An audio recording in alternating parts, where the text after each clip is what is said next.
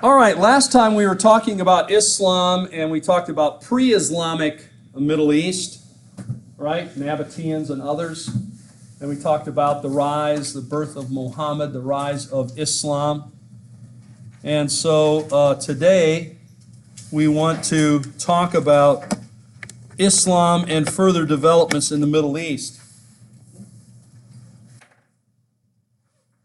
Now, one of the pivotal points in the history of Islam and the Middle East, which has impact even right up to today, is the death of Muhammad and who would succeed Muhammad. Muhammad is, as I've told you before, Muhammad is more than a leader of a religion. Muhammad was also the leader of the army. He was the leader of the government. He was the leader of the religion. He was all the leaders rolled into one. Okay? So I don't want you to think of him just being sort of like a religious leader. It's true he was a religious leader, but he's also all those other things.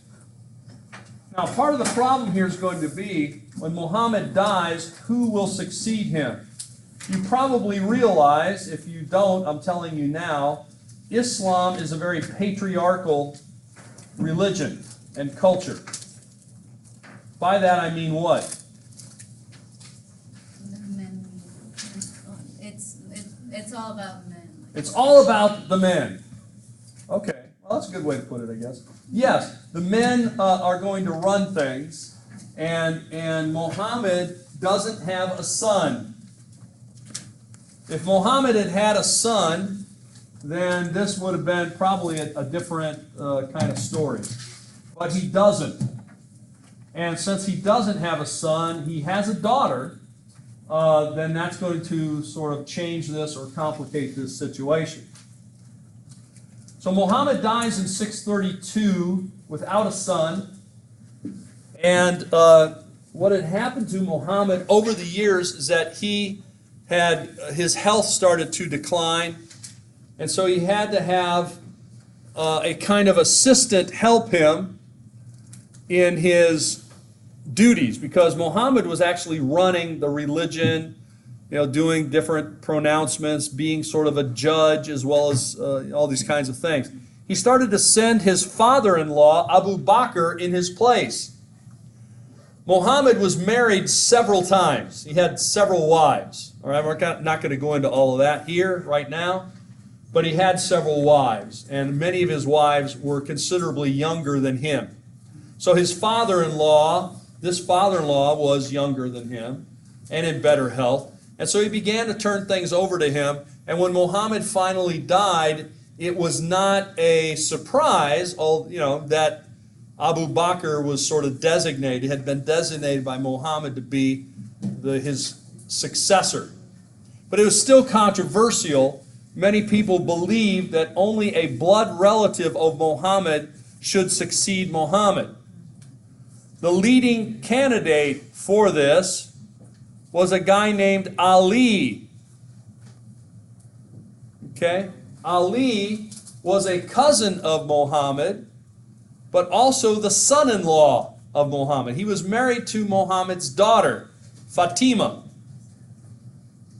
Fatima will have at least two sons. And so the idea here is that, we don't have a son, but we got the son-in-law, who's also a blood relative. He will take over, and then, of course, after him, his sons would take over, and those sons would be the grandsons of Muhammad. So you see how that would kind of work. So there's a whole group of Muslims that say that's the way it should have worked. It didn't work that way for most people. And those are called the Shia or Shiite, sometimes they're called Muslims. Okay? The others are called Sunni Muslims, and they follow the four caliphs. All right, that's what we're going to talk about here today, is some of these problems. Now, here's one of the things to consider. This map, I don't know how easy it is for you to delineate.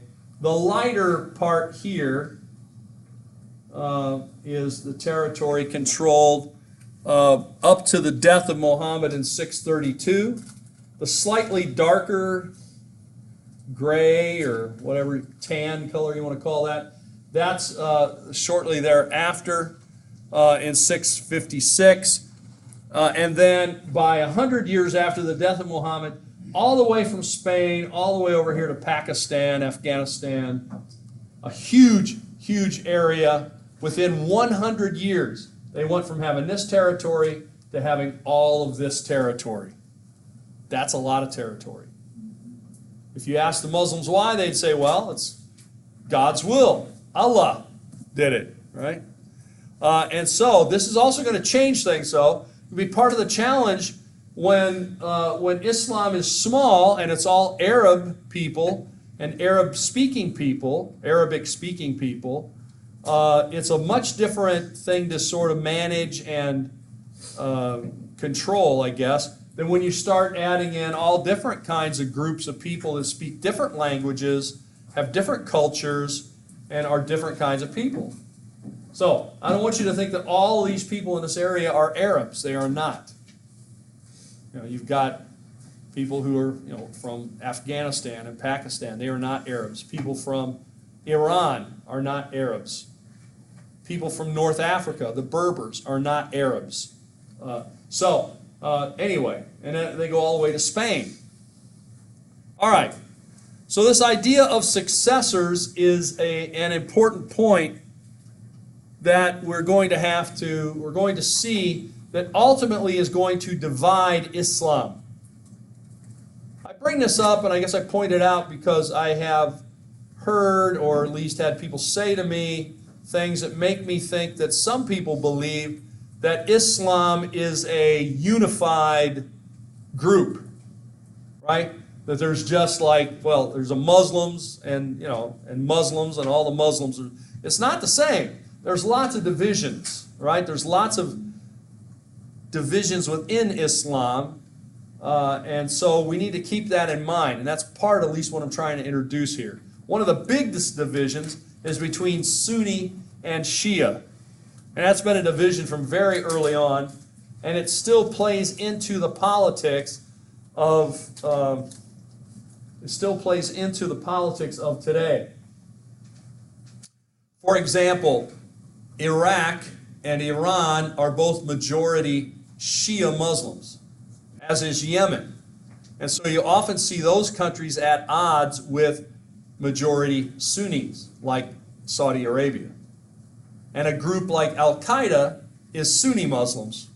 Well, it gets to, we don't have time to go through it all. But that point I don't often hear being discussed in any discussion, say on the news or by people who are talking about what's going on in the Middle East. I think it's important to keep it in mind.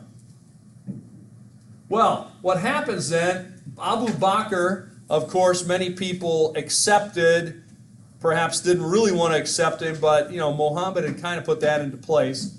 And then after that, someone new is chosen. Well, it's not Ali. Many people said it should be Ali, the son-in-law, cousin of Muhammad. It actually goes to a guy named Omar or Umar. And he doesn't, he dies pretty quickly. And then they think, okay, now it could be Ali finally. But no, it goes to Uthman. Uthman then is assassinated in 656. So, how did this happen? Why did this happen? Well, most people believe it was the Shias who did this. And then the question becomes, did Ali order this to happen? Did he tell people, go kill this guy so I can take over? Well, that's still, I suppose, somewhat debated. Most people believe the Shias had something to do with this death. And that's what leads to a kind of civil war or a battle between Sunnis and Shias, especially in Syria, because that's where Uthman was. And we'll see that then about 4 or 5 years later, Ali dies in battle fighting with the Sunni Muslims. And so then that kind of solves that. It's not going to be him. Now still, some people wanted his sons, the grandsons of Muhammad, to take over. That ends up never happening. So all of this then is the basis for the division between the Shias and the Sunnis. It's about the succession of Muhammad. Who should be in charge? What should their qualifications be? And so forth. Many years ago, and I mean many years ago, like more than 5, I was in Damascus. It might have been the first time I was in Damascus. I went to the Great Umayyad Mosque, which is a pretty fantastic building. And there, it has a very long history. Most people believe it was a temple to Bel or Baal, and then it became a temple to Jupiter, and then it became a Christian church dedicated to John the Baptist, and then it became a mosque. This often happens with holy space. The holy space changes from one thing to another.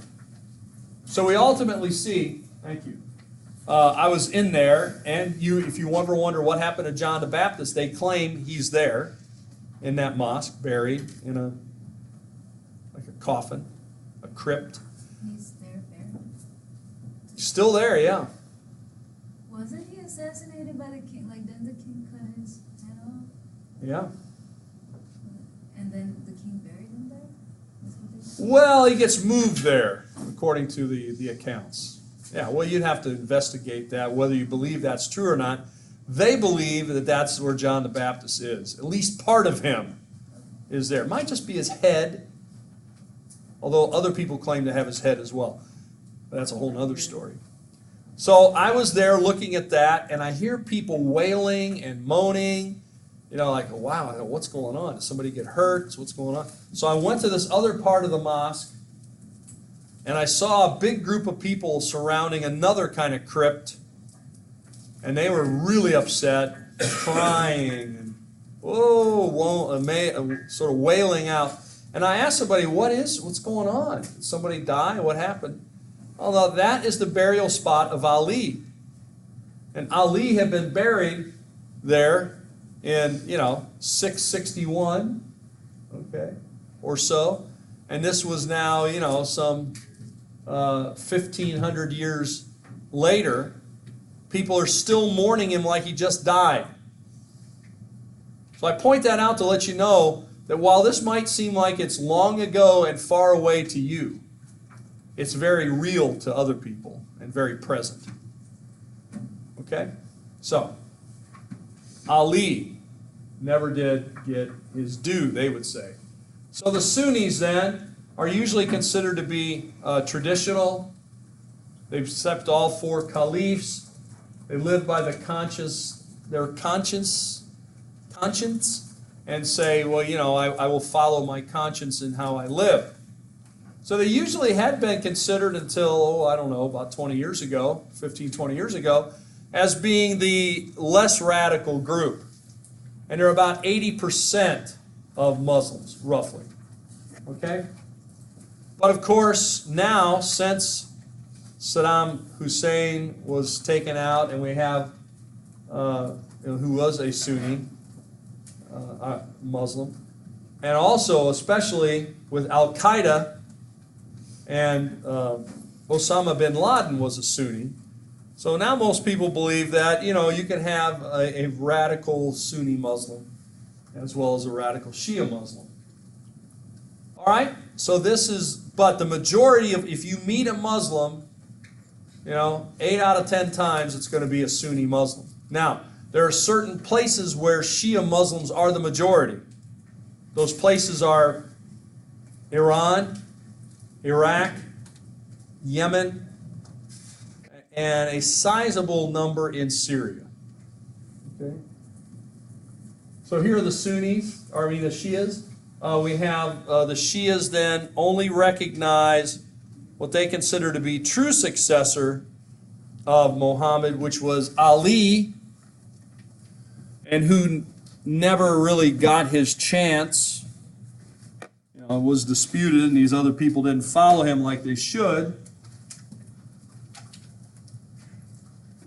And so that has created a lot of tension.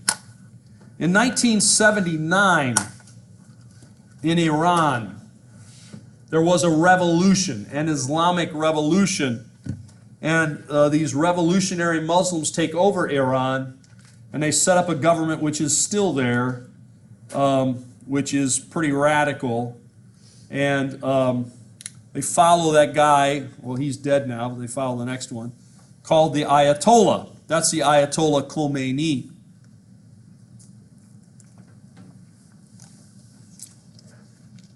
By the way, in 1979, they captured the American embassy and took a lot of hostages. This comes to be called in the United States the Iran hostage crisis. And it goes on for more than a year, from 1979 into 1980.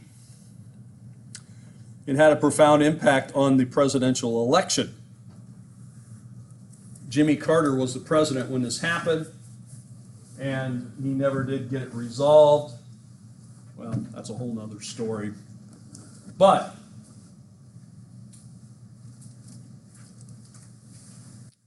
this is about 20% of all Muslims are Shia. But like I said, they're in a majority in Iran and Yemen and Iraq, and there is a sizable number of them in Syria. So if you want to know why Syria is an ally of Iran, well, this is why. It goes back to their connection through the Shia connection. Okay? Also, if you want to understand Iraq better, you have to know that Saddam Hussein was a Sunni Muslim, and he was in the minority, but the Sunni Muslim minority controlled the Shia Muslim majority in Iraq for many years, and often very cruelly. So this has led to a lot of the problems in Iraq still today of trying to found a government that will be stable.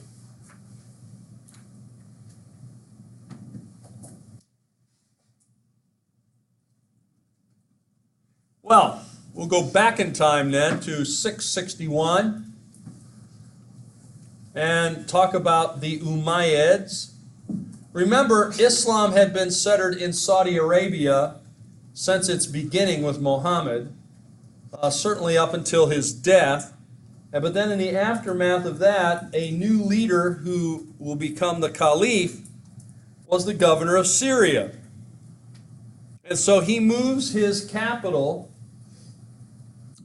and the capital of all of Islam to Damascus.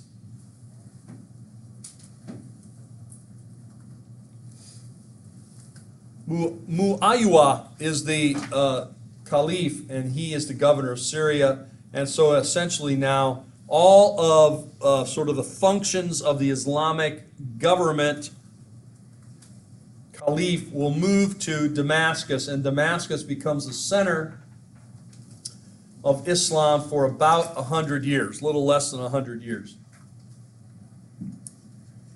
Now, still people are going to Mecca and Medina, those are still the holy cities, but the seat of power is in Damascus. They're going to expand out from Palestine and Egypt, across North Africa during this period, and they are going to conquer Spain, take Spain over. From Spain, they will continue to move northward and a bit eastward into the south of France. We might call the French Riviera today. Maybe some people would. They crossed the Pyrenees mountains and they entered into France. It was here that they were met in battle finally in 732. A guy named Charles Martel, right? The grandfather of Charlemagne, by the way, and his name means hammer. We'll talk more about him when we talk about Europe.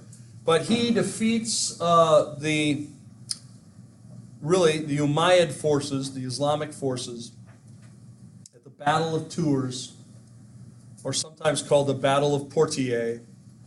And this will bring an end to the expansion in that part of the world of the Muslims. So he is considered to be a hero in Europe.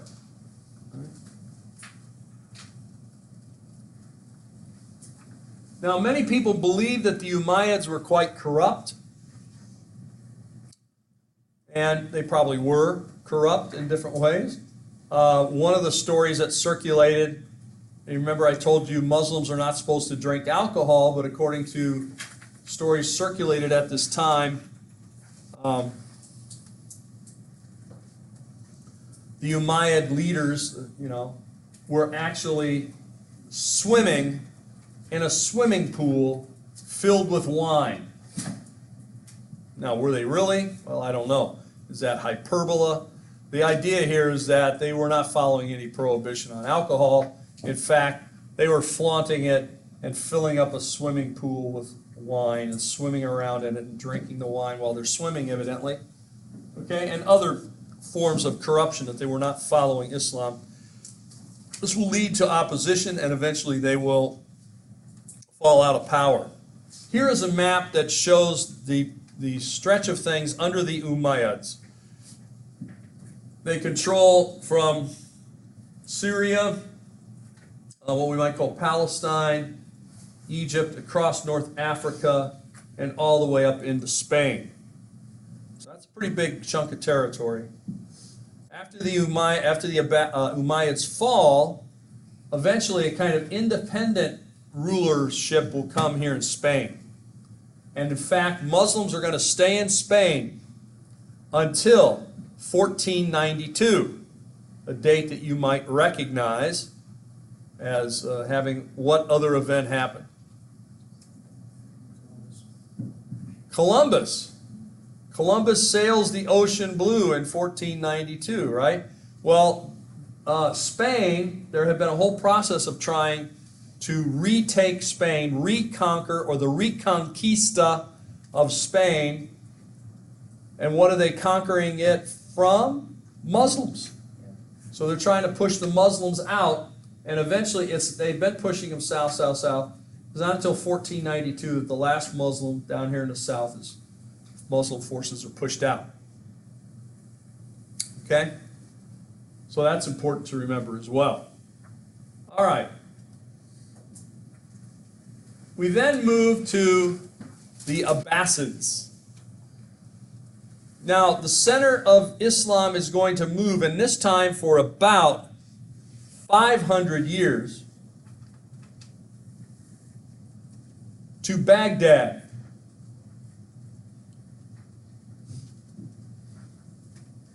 It becomes a center of learning, center of culture, the center of the government, the center of all those things. I always tell people that, let's say it's 1000 AD or 1100 AD, and you're pretty sick, you'd be far better off to be in Baghdad than to be in Paris. Because their science is better, their medicine is more advanced. We don't often think of that. We don't often think of the Middle East as on the cutting edge of scholarship and science and learning, but they really were during this period.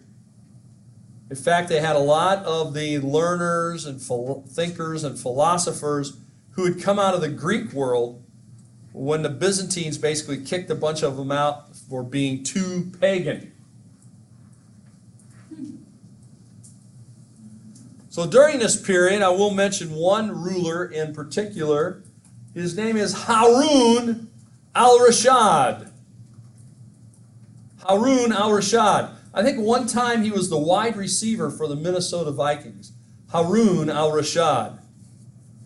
No, I'm just kidding. He was not. Maybe he'll wake you up. I don't know. Everybody looks like they're pretty much out of it. So, Harun al-Rashid. Now, what does the name Harun say in English? How would we say his name? That's sort of an Arab way of saying it, Arabic way of saying it. Aaron? Aaron, yeah, very good.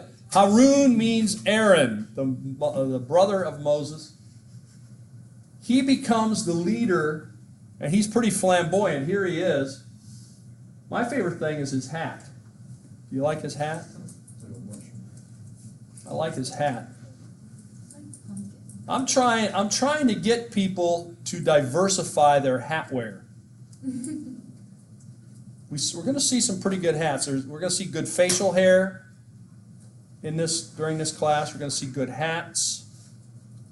And we're going to have a lot of good names to name your upcoming children, like your 15 children that you have. What's in that pouch there? You seem to be... Strawberry kiwi. Yeah, okay, that's officially what it is. Strawberry kiwi. But anyway, yeah, I think you could name one of your kids Harun. Why not Harun? It's a biblical name. But anyway, you could start wearing a hat. Halloween's coming. Remember we said the Halloween party. You could come as Harun al-Rashad. Now I'll tell you what his hat reminds me of. And you guys have probably never heard of this. Well, let me know if you have. Jiffy Pop popcorn. Have you ever heard of the Jiffy Pop popcorn? How many people in here have actually had Jiffy Pop popcorn? 1, 2, 3, 4, 5. Thank you. I see that hand. Thank you. Okay, good. That's good. It's still out there and it's still around. I was afraid it was gone. But for those of you who have not had the wonderful experience of Jiffy Pop popcorn, let me encourage you to seek out some Jiffy Pop popcorn at your local grocery store or even convenience store, perhaps. Jiffy Pop popcorn. It has its own little pan. It has its own little frying pan, kind of looks like. It's aluminum. It has a little handle on it. You put it over the stove. Take a little cardboard thing out that says Jiffy Pop popcorn. You want to take that part out. Put it over the stove. Kind of move it around. You just start to hear it pop, pop, pop, pop, pop, pop. And then the top of that Jiffy Pop skillet is going to start to pop up, and it's going to look an awful lot like this guy's hat right here. But it's going to be filled not with this guy's hair, but with delicious, buttery popcorn. Jiffy Pop, a delicious treat. Buy some today. Yes? When you speak on cruise ships, what do you talk about? What do you say? I talk about Jiffy Pop popcorn. They're my official sponsor. No, I've never received any. I think Jiffy Pop ought to send me, like maybe a case of Jiffy Pop popcorn so I can just show you what it looks like. I speak about all kinds of things. I speak about destinations. I speak about history. I speak about archaeology. It just depends on where we're going, what part of the world we're in, what we're going to see. Do they pay for your cruise? Well, I'm not supposed to discuss these things. Let's just say it helps. Do you bring your wife? Well, sometimes, I don't know. It Wait, depends. you work on these things and you have to pay for it? Well, I can't really go into details. That would be You good. need to get on a better cruise line if that's the way they treat Well, you. usually I just make my wife pay, and then I don't have to pay anything. What? My What wife does pays your for wife it. do? That's what I do. Well, she pays for the cruise, and then she goes on the cruise. What job does she have? Well, you'll have to ask her when you come over for pizza. She'll tell you all about it. She was there. I know, I said when's the next part? Oh, the next one is December the 3rd. 3rd or the 4th? It's a Friday. Look in December. See if it's the 3rd or the 4th. I think it's the 4th. Check it out. We'll announce it again. 4th? The 6th. The 6th. Okay, it's December the 6th, which is a Friday. Okay, December 6th. At my house. I'll have the pizza. You can eat the pizza. And then you can interrogate my wife as long as she will let you. Maybe she'll tell us how much you have to pay for it. Well, she might. She is, what I tell her is, loose lips sink ships. That's a motto the Navy's had for a long time. You don't want to talk about what's going on with the mission. Were you in the Navy? I was never in the Navy, or maybe I was. Loose lips. All right. Oh my God. Maybe. I just can't tell you about it. It's kind of like if I tell you, then, well, she's going to pass out now from the stress. So let's just move on. All right, I want to move on. I'm trying to move on. Loose lips sink ships. LLSS. Just keep that in mind. That can work for all things in life. You don't have to be on a ship. Not that. That means just don't talk about things if you don't want everybody in the world to know. But of course, in your day and age, you guys post every part of your life online, right? You got a picture of your, like a picture of your hamburger or a picture of your whatever. And so, those are going to be out there forever. So just keep that, I'm just saying, I'm just a reminder. Keep that in mind. Other people might see those, like your employer, potential employers, your potential spouses or spice. I hope I only have one. Well, Although I guess it's I'm talking in the collective sense. Spouses. All of our spice. Yes, the spice. I'll tell you, this took a nasty turn real fast. It's all when I mentioned Jiffy Pop, popcorn, that's when things started to go downhill. That's what I know. What's that? This one? Should I post this? I was going to until now. Maybe I can edit it. I'll just cut out these. No, I think that's the best important. part. Okay. Well, let's move on, shall we? Where's the mic? What mic? Yeah, I'm recording. What's right here? My computer. Oh. It's just right here. When I get like this, it'll be really loud. Okay, now you'll be able to know. Yeah, everything's right there. You'll have on the headphones and they'll just blow out your eardrums that are in that part. Or you'll be almost asleep and then it'll be oh no. See, because I know this is what you use it for. You just put it on when you can't sleep at night. And it lets you sleep in class, and then it helps you sleep again at night when you have insomnia or something. I probably ought to get at least some money for that, like a royalty, as a sleep aid device. Do you, if your wife can't sleep, do you ever just like start lecturing her so she can fall asleep?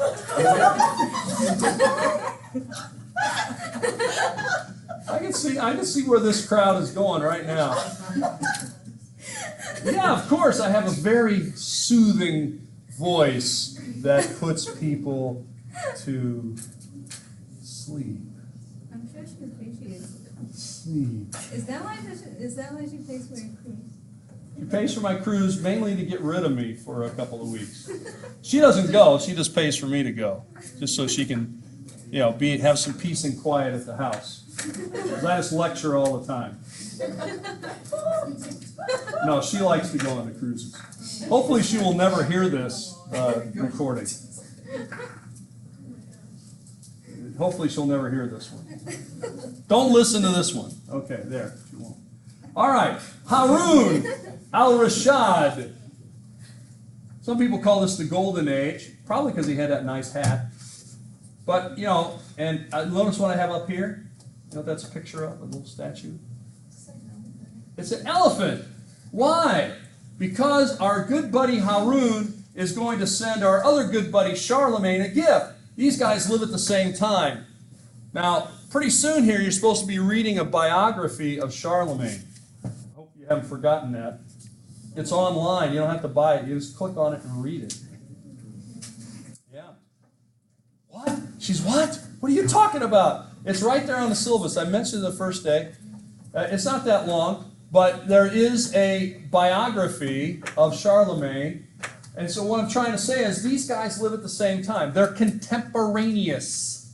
That's the way you say that fancy $5 word for it, contemporaneous. He sends him an elephant. I don't know what he does with the elephant. That is Charlemagne. But I suppose it makes a good, entrance. So you're coming to see me. You got to walk by my elephant. Give it some peanuts, which they wouldn't have had because remember the peanuts come from where? You don't remember from last week? Yes! They wouldn't have had any peanuts to give the elephants because there are no peanuts in Europe or the Middle East at this point because it's, before a guy named Christopher Columbus comes over here and before peanuts make their way across the ocean. The great peanut captain created a peanut boat and sailed it across the ocean in about 1500. No, that's just all a bunch of... Anyway. There are also Fatimids, who are Shiite rivals at this time. So what I'm trying to tell you is there is some division. We have those Umayyad, remember we got Sunnis and we got Shias, but we have Umayyads out in Spain that have still got their own thing going on. You got the Abbasids that are here controlling the majority of this, but then down in Egypt, you got another group, the Fatimids. Bless you. The Islamic world is divided. That's my point. All right, let's move on. I was on that screen a very long time. Too long. About 10 minutes too long. All right, here is what it looks like. So you can go back and look at that on the thing, but this is just showing you some of the divisions that are there. All right, let's move on. Let's move to the Turks, shall we? Okay, we shall. We haven't mentioned them yet. The Turks are a very different ethnic group that comes from Central Asia. Okay? It's the area north of India is where the Turks originally come from. These are Seljuk Turks. There are more than one kind of Turk. They have a different language. We usually call it Turkish. And they come from this. And now they are brought in about 850 to Abbasid, a dynasty, to Baghdad, to be mercenary soldiers for the Abbasids. What's a mercenary soldier? You get paid, yeah. There used to be a I don't know if the magazine's still out there. There used to be a magazine called Soldier of Fortune. Is that still out there? Well, that's about, you're a soldier for hire. So these guys were.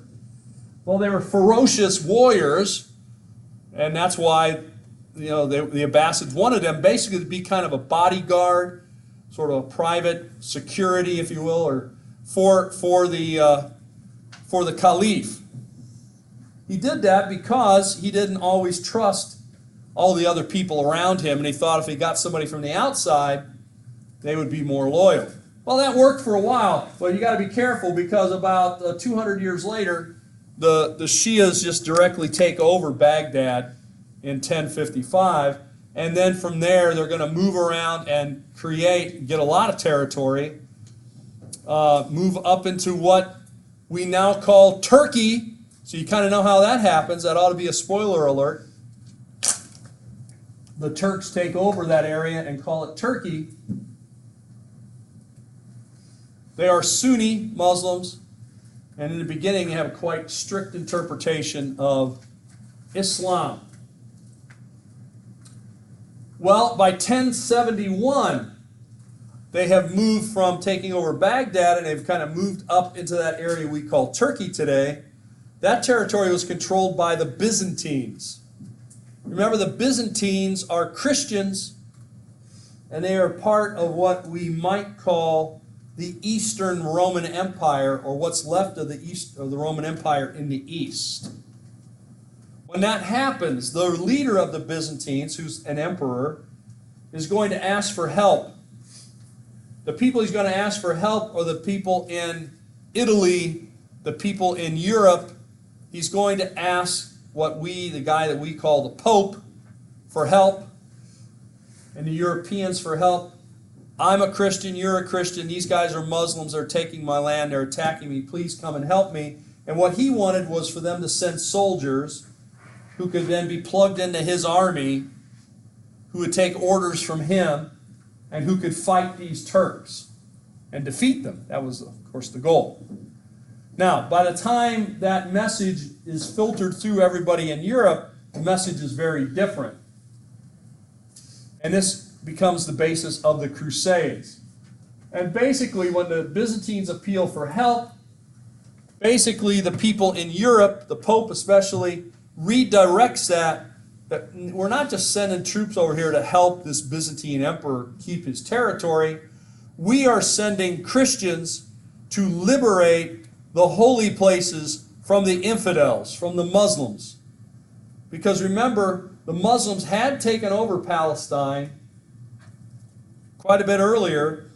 Places like Jerusalem and Bethlehem and Nazareth and all the holy places within the life of Christ, and the holy places, from the Old Testament and the New Testament. And when pilgrims were going there, when pilgrims went there, increasingly pilgrims were being attacked. That is, Christian pilgrims were going to visit, let's say, Jerusalem. On their way there, they might be robbed, they might be beaten, they might even be killed. And so this fanned the flames of anger and say, you know, we should take this land back from the Muslims. This is really Christian land. This is holy land. This is a holy land. And it should not be in the hands of those who do not believe in Christ. So that's how it got interpreted. That's what happened. And so between 1096 and 1291, about 200 years, there were a series of conflicts, battles, wars in the Middle East between Europeans and Muslims in the Middle East, okay, that we call the Crusades. And we might mention this a little more when we talk about Europe, but I need to introduce it here because it does enter into the story here as well. Well, the idea here is that this would, while the emperor wanted to take the Turks out, a bunch of Europeans coming over and fighting did keep the Turks somewhat occupied and kept the Turks from taking over all the Byzantine territory. So I suppose, in a roundabout way, it does help the emperor, but not in the way he wanted to be helped. Okay? All right. Let's see if we can move on now. If I don't tell any more Jiffy Pop stories, we might actually make it. Well, here is a map that shows the routes of just the first crusade. It's just the first crusade. There were several crusades. And some people argue over which ones should be called crusades. And many of those crusades never make it to the Middle East at all, right? Many of them don't even hardly make it out of Europe sometimes. So anyway, but this one, we might call it the most successful crusade, certainly on the terms of the Europeans. The Europeans are sending troops, and they are trying to liberate different holy places, and especially Jerusalem. And they do that.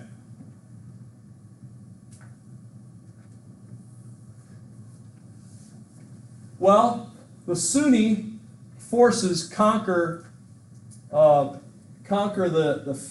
Fatimids, the Shias, under the leadership of a guy named Salah al-Din. Now, he comes into play in these crusades as well, because after the Christians have taken over Jerusalem, they set up a network of castles in the Middle East. I lived next to one of these castles for, 6 summers or something like that. It's called Kerak Castle.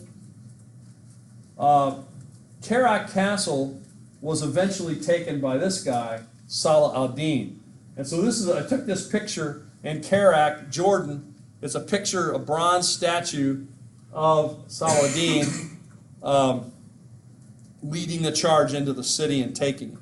Okay? Taking the castle. Saladin was considered to be chivalrous by European standards. So a guy that would keep his word and all that sort of thing. The guy who ran the castle was named Renaud, and Renaud, by everybody's account, was a bad guy. The kind of guy you couldn't trust, the kind of guy that did bad stuff. For example, part of the reason Saladin attacked the castle is that Renaud had attacked Muslim pilgrims who were on their way to Mecca. The route of the pilgrimage wasn't that far from Kerak Castle, and so he went out there and not only stole stuff, he kidnapped people, and he would hold them for ransom if he thought somebody was wealthy or important. Didn't he kill his sister? He kidnapped Saladin's sister. Sorry. Yeah. I messed up your story. No, that's all right. He kidnapped her and brought her back to this castle. And then Saladin shows up and, of course, attacks the castle. By the way, according to one story, when Saladin showed up at the castle, there was a Christian woman inside who was having her wedding ceremony.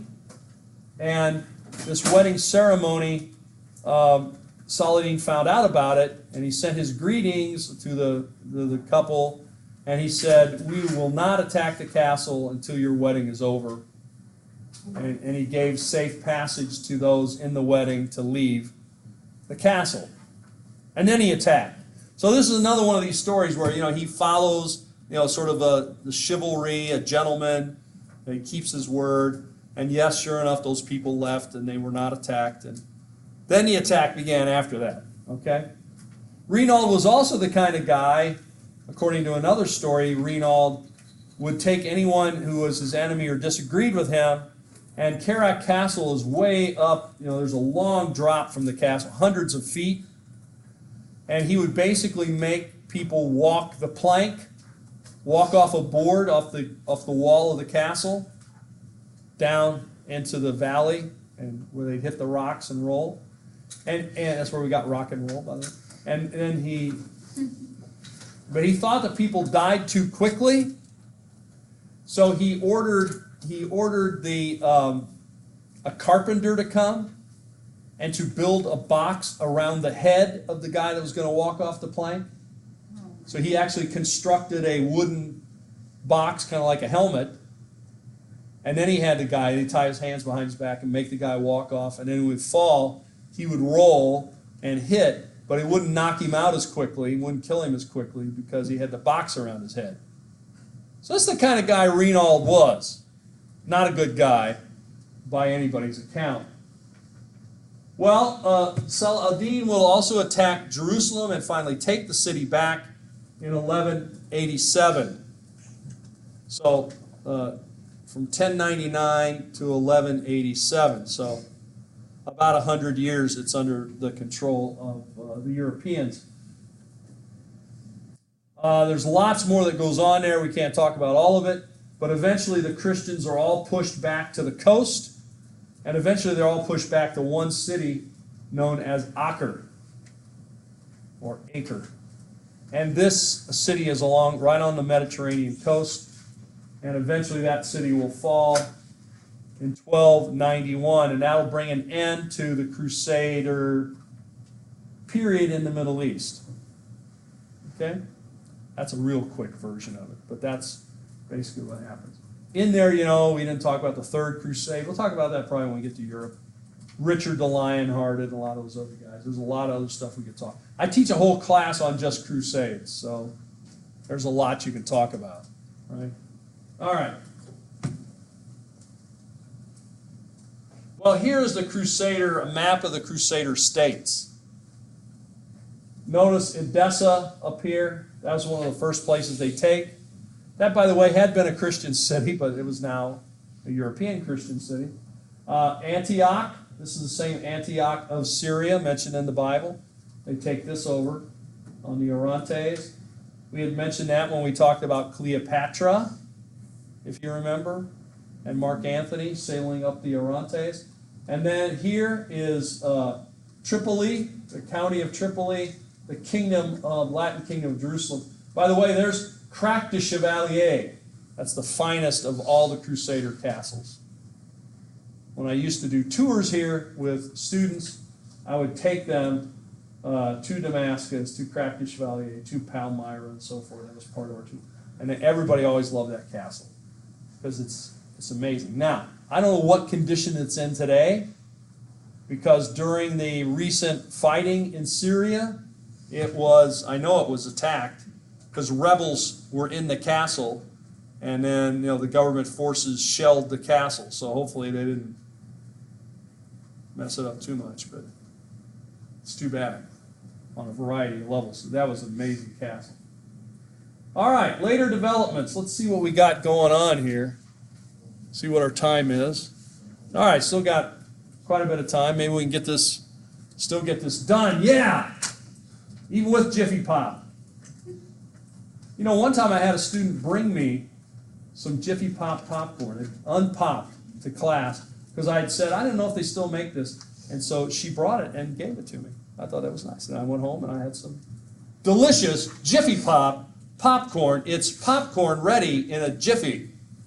Are you sure they didn't pay for this? Well, not yet, but when I send this tape in, maybe I will. No, I don't get anything. None of my endorsements. I used to endorse restaurants and stuff too, but I never got anything, so I don't talk about restaurants much. But Jiffy Pop, I'm still holding out. I can get a case of Jiffy Pop. I like popcorn. And, Jiffy Pop. It's delicious. Well, later developments. We got Mongols who invade from the Gobi Desert. And they're coming from the east, from the outskirts of China, and they will eventually seize Persia and even Mesopotamia and Egypt. After the Mamluks decline, we'll see the Ottoman Turks will rise. So this is a very quick summary. So we got Mongols moving in, we got Mamluks taking over Egypt, and then we see the rise of a different group of Turks, not the Seljuks, but the Ottoman Turks.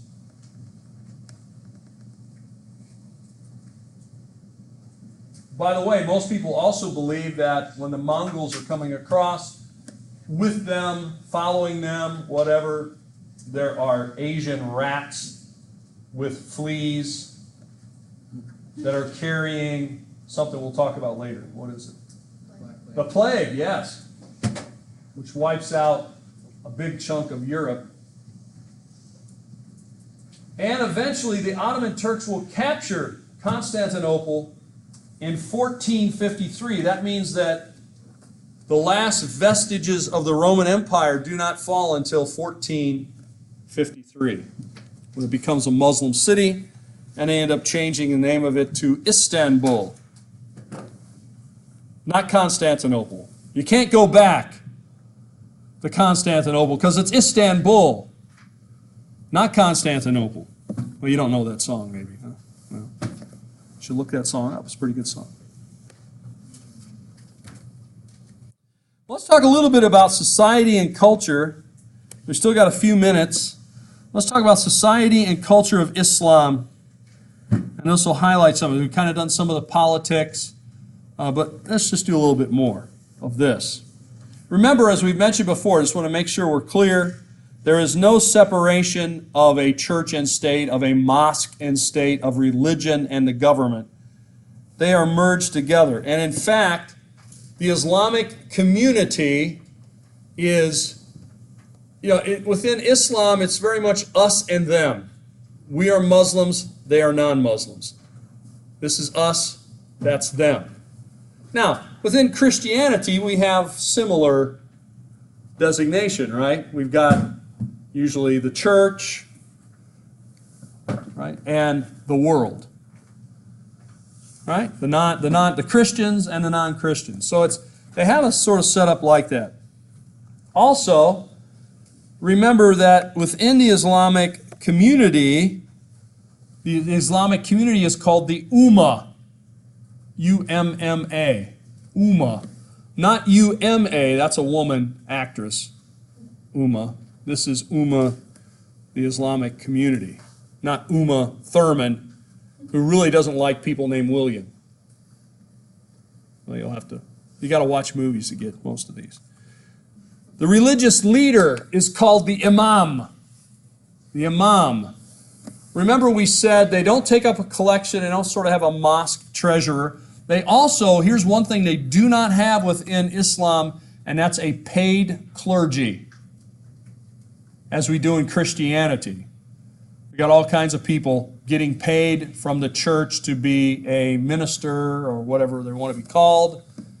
And usually most congregations' largest single item that they spend is on salary. Right?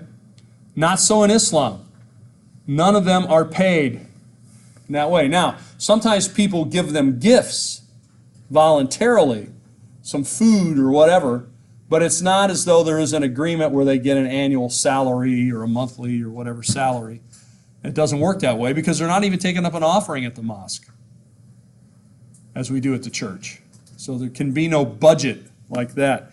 basically what happens is if a mosque, say, has a bad roof or something needs to be fixed, somebody within the community will pay for that. Or maybe 2 or 3 of them will say, okay, we need to fix this. And then they donate the money or whatever and they get it fixed. That's how they do it. They don't have a salary. They build and maintain the buildings through gifts.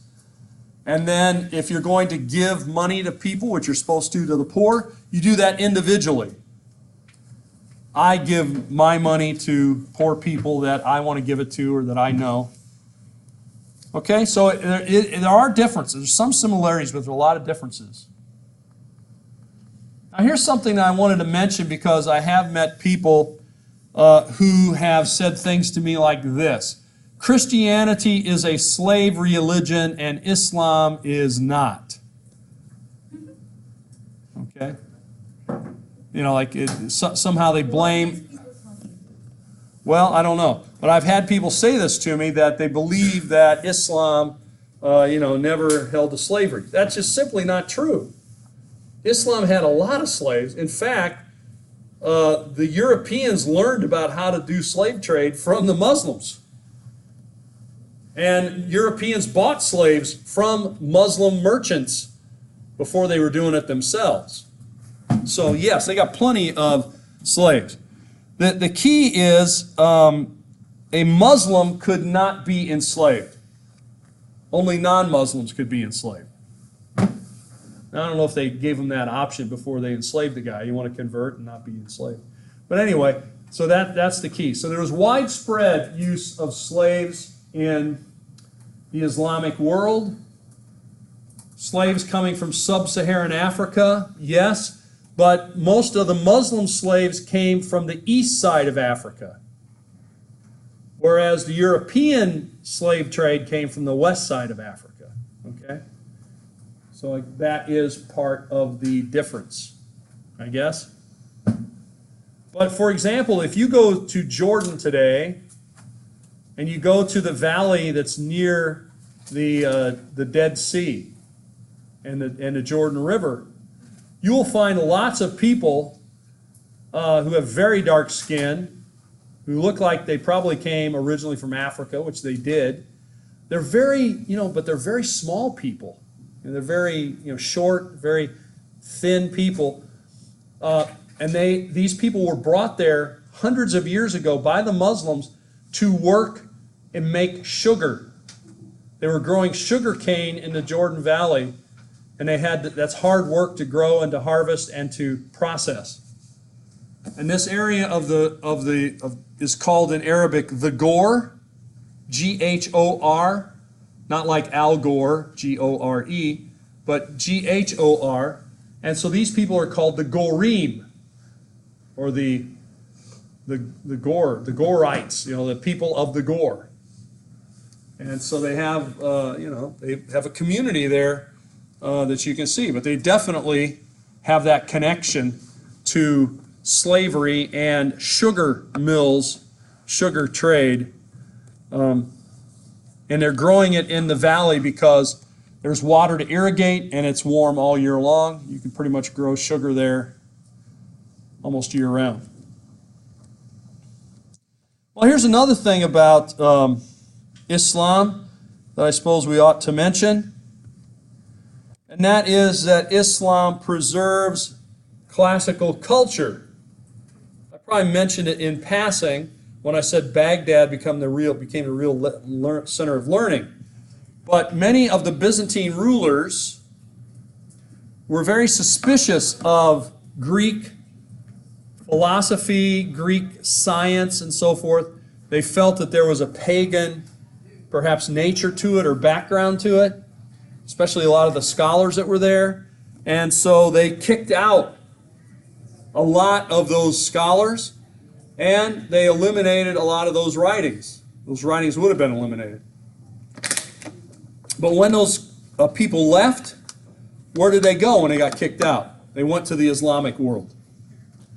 They went to places like Damascus and Baghdad. And these writings went with them.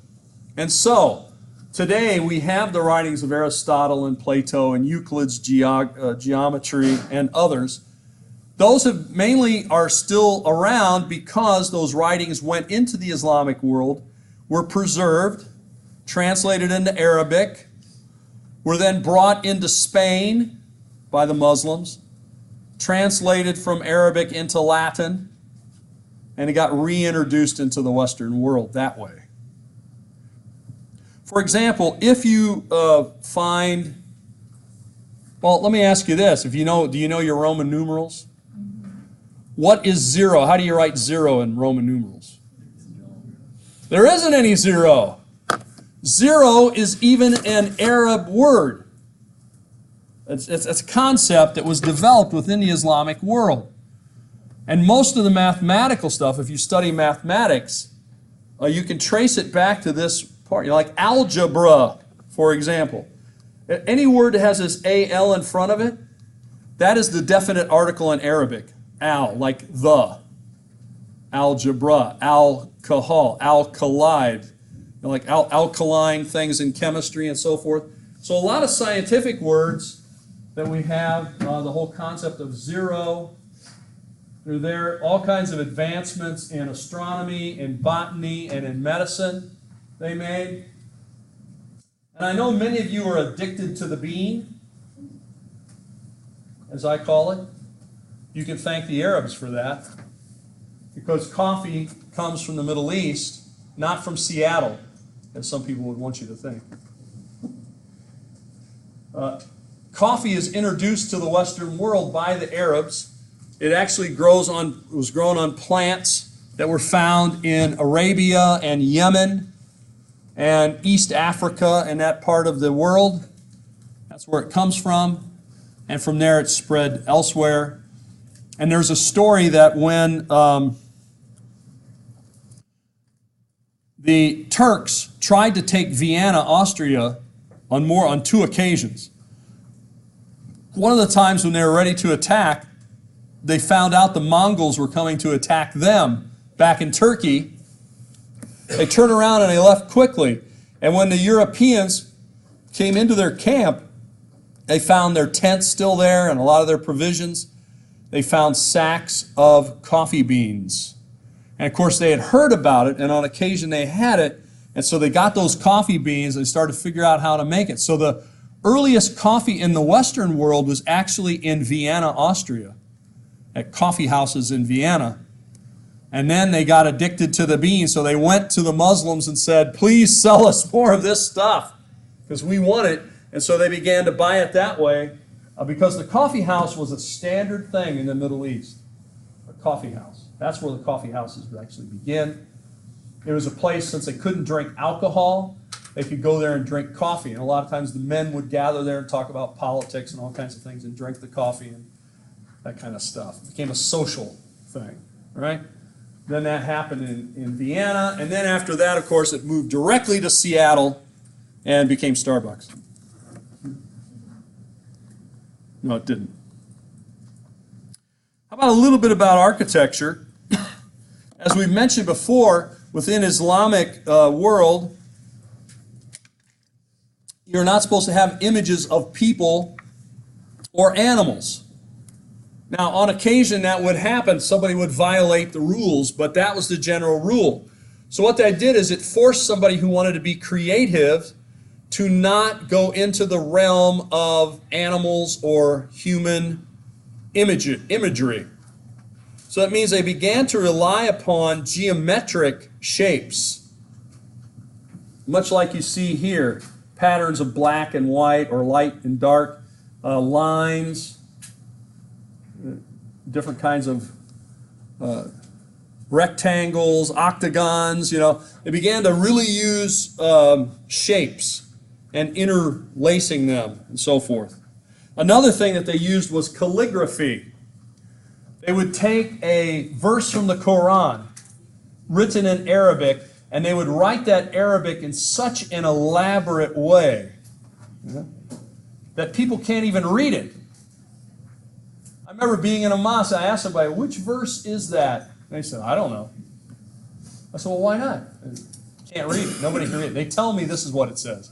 But it's so elaborate, and it's written in such an elaborate way that it's the verses, the words get lost, and it's really there for decoration. Like they might go all the way around the top of a room or a building with this writing, very elaborate writing. So calligraphy, geometric designs, and of course the mosque becomes the central public building that gets most of the attention. Here's the outside of a mosque. This one's in Amman, Jordan. It's a modern one. You see the minaret, you see the dome, you see the geometric patterns. Here's the inside of an older one. You can see here some features I want to, let me just turn this out for a second.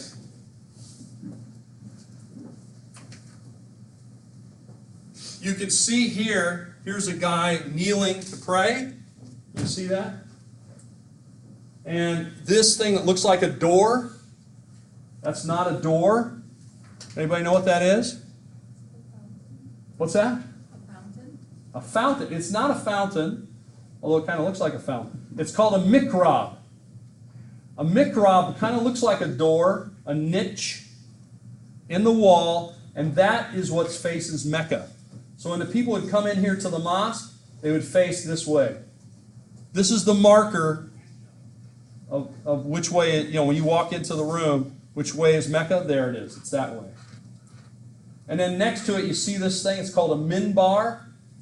It's basically got a little door here, and you walk up these steps, and you go up to this platform. That's for the preaching that would happen on Fridays at noon. Yes? Have you ever been there? Oh, yeah. Been to some, did you have to like do what they do, or did you just watch? Yeah, well, if you're going to go inside during a service, you're going to have to do what they do. Yeah. But you can go inside when it's not a service, and then you don't have to do anything. So, well, except be respectful, I guess. Yeah. They line up to pray. I've been in there during there was a service, yeah. A prayer service. I got invited one time, so I decided, you know what, I'm going to go. And in some of the mosques, they actually put strings along the floor to line you up so you get straight, right? Get more people in there. Otherwise, you got to zigzag, and because you have to kneel and bend down and touch your forehead and do all this stuff. You need space to do that, and so with lines across there, or sometimes the carpet, they're always carpeted. The carpets will have kind of lines on them. Becomes a guideline. Well, anyway, that's a minbar, and on Fridays there will be kind of a sermon from the leaders. And the mihrab, here it is. And the minaret is the tower. This is where a muezzin will climb up. They used to climb up the stairs to the top of the tower and give out the call to prayer 5 times a day. Early in the morning, Muhammad, real loud. And then, of course, later on, it's magnified with loudspeakers instead of just a human voice. And then after that, now in most modern mosques, it's all automated. They just have speakers up there, and they don't have... Now, it used to be the guy would climb up here, and then I've seen some mosques where they had run a wire down here, and the guy would do it from down below, because I can look in the window and see him doing it. And then later on, it's just sort of like recorded. And now in big cities, they actually have it so that all the mosques are on the same recording. Because what would happen is you have 2 mosques and they're on 2 different things, you start to get a reverb behind a thing. And not all these muezzins are as good doing that sing-song thing as the others. Well, here is a kind of thing that'll give you the... It gives you the outlook of it. Here again is the mihrab, the minbar. And here you have calligraphy put into kind of a medallion, a crescent, a minaret. These are all elements. Now, part of the reason they have a dome is you want a big open space where people can pray inside. And a dome gives you that kind of space. All right, we'll end it there for today.